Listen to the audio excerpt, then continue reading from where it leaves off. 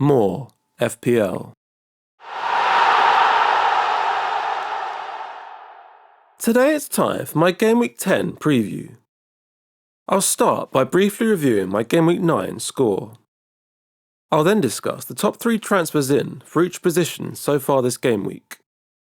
I'll finish by outlining my plans for this week in terms of transfers, starting 11 and captaincy. So let's briefly review my Gameweek 9 score. It was quite a good week for me in the end, with 96 points, although much of that was down to captain Salah.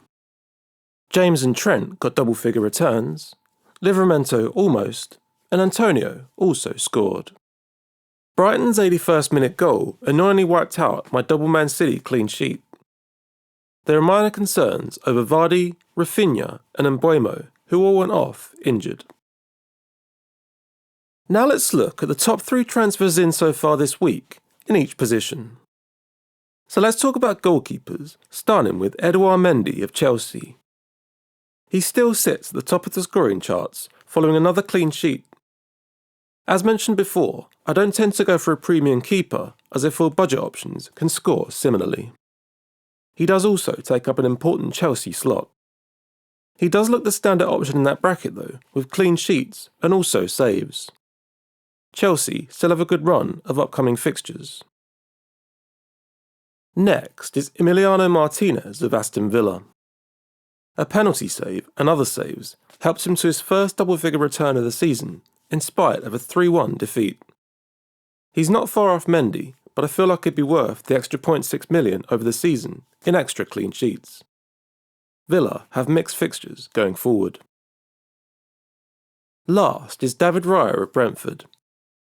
Brentford have done okay defensively so far, with quite a tough run of fixtures, so he's looking a strong budget option now they have better fixtures, all the way through to maybe Man City in Gameweek 20. His main competition comes from Robert Sanchez of Brighton and Aaron Ramsdale of Arsenal.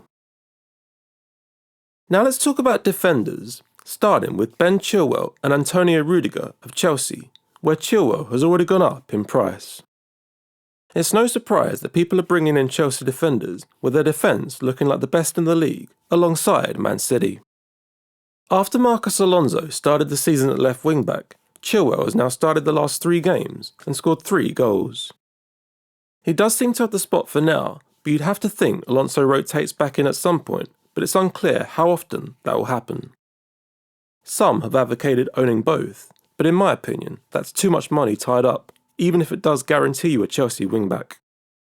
Of all the defenders, Rudiger does seem to be the most nailed, albeit with limited attacking threat or bonus point potential, even though he did pick on an assist this week. Last is Trent Alexander-Arnold of Liverpool, who's already gone up in price. In my opinion, he's the best defender in the game, and his double-figure return this week took him to joint top point scorer. Liverpool's defence isn't as good as Man City or Chelsea's, but it's still pretty good, and he has such good attacking threat, including a good share of set pieces. Liverpool also have quite good upcoming fixtures. Now let's talk about midfielders, starting with Mason Mount of Chelsea, who's already gone up in price. While people flocked to Kai Havertz, it turns out Mount was the one to own. He hadn't played much before, but while Lukaku and Werner are out, you'd assume he's pretty safe to start, and at 7.5 million, he looks great value, especially against Newcastle and Burnley next. Next is Phil Foden of Man City, who's also already gone up in price. He's now started the last 4 matches and got 3 goals and 2 assists. City have a big squad and not too many injuries, so you'd have to expect a bit of rotation at some point, but if you can live with that, he's good value at 8.1 million. They have decent upcoming fixtures and then a really good run from Gameweek 15. Last is Mo Salah of Liverpool, who's also already gone up in price. In my opinion, he's the best player in the game, and his haul at Old Trafford means he's now 50 points clear of any other player. Even at 12.9 million, if you don't have him, you have to find a way to get him into your squad. It's 10 goals and 6 assists so far, and the only time he'll leave my squad is during AFCON. Liverpool also have quite good upcoming fixtures. Finally, let's talk about forwards, starting with Jamie Vardy of Leicester, who's already gone up in price. He's currently flagged at 75% following a knee injury that forced him off at half-time in the last match, so maybe people brought him in before that happened. He's still joint top point scoring forward though, and remains a good premium option with Lukaku injured, Ronaldo and Man United not really firing, and Kane only having 1 goal and assist so far. Leicester have good fixtures, apart from Chelsea, in Gameweek 12. Next is Chan Huang of Wolves, who's also already gone up in price. Another goal this week took him to 4 for the season, and he's looking like a great budget option. Wolves still have a good run of fixtures until facing Liverpool and Man City in Game Weeks 15 and 16, and he does seem fairly nailed for now. Last is Mikel Antonio of West Ham. Another goal this week took him level with Vardy as top point scoring forward. The Hammers have quite tough upcoming fixtures, but he's shown himself to be relatively fixture-proof in the past. I personally also have a lot of money tied up in him since I had him for the start of the season. The fixtures improve from Game Week 16. So now let's talk about my plans for this game week. Will I be making any transfers? I have 1 free transfer and will almost certainly use it. I have Vardy, Rafinha and Mbeumo all flagged at 75%, but I'm hoping at least a couple of them will be fine. Adam Armstrong of Southampton has been benched for the last couple of games since I brought him in on wildcard, so he'll probably go this week. My plan was to go with Ivan Toney of Brentford, and that's probably what I'll still do. Huang is also tempting in that bracket. I have 3.2 million in the bank, but I'll save that for future transfers. What about starting 11 and captaincy?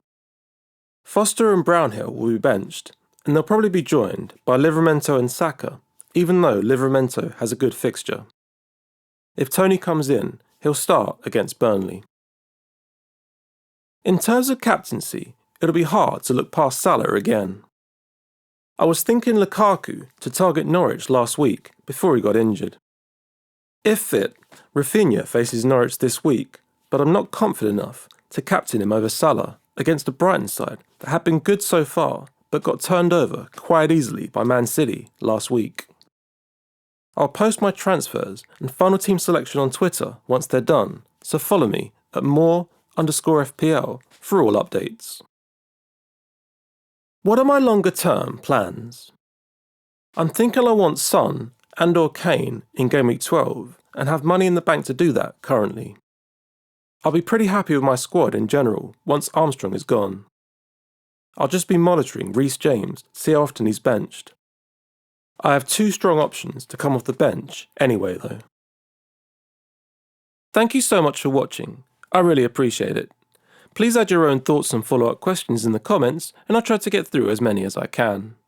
If you made it to the very end, please destroy the like and subscribe buttons and notification bell to get more FPL.